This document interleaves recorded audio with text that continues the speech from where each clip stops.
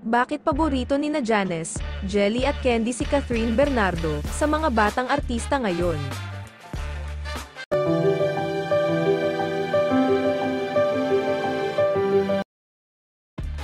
Ang pangkasalukuyang Asian superstar na si Kathryn Bernardo ay kilala hindi lamang sa kanyang kahusayan sa pagganap, kundi pati na rin sa kanyang magandang asal.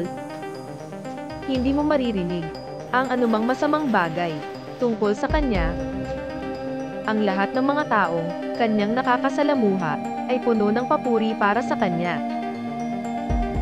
Sa isang interview ni Luis Manzano para sa kanyang YouTube vlog, tinanong niya sina Janice de Belen, Jelly de Belen, at Candy Pangilinan, mga bituin ng pelikulang Road Trip, kung sino sa mga batang artista ang kanilang hinahangaan. Well, pwede pa already a superstar. Kanina kayo humahanga sa mga bagong artista. Agad na sinabi ng tatlo na si Kathryn Bernardo ang kanilang napipisil. Mahusay siyang artista, ayon kay Candy. Kathryn, mahusay siyang artista. Yes, mahusay siyang artista. Binanggit naman ni Jelly si Kathryn bilang she's a very good girl. Saka, she's a good girl. Parang nakalagay ang Netflix. She's well-rounded, she is one of the nicest I met in the industry of her stature na nakakatuwang sagot ni Jelly.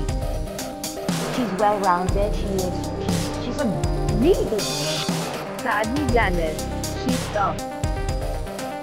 Nakaagad namang sinang-ayunan ni Jelly ng, yes, she's very brave. She seems tough. She's brave. She's well-rounded, she is one of the nicest I've met in the industry of her stature na nakakatuwang sagot ni Jelly.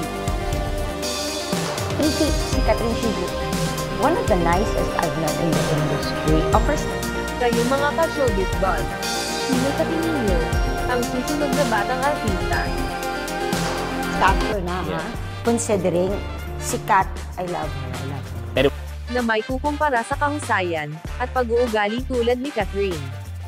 Si Kathryn, she's one of the nicest I've met in the industry. Of her Ano ang masasabi niyo tungkol sa bidyong ito?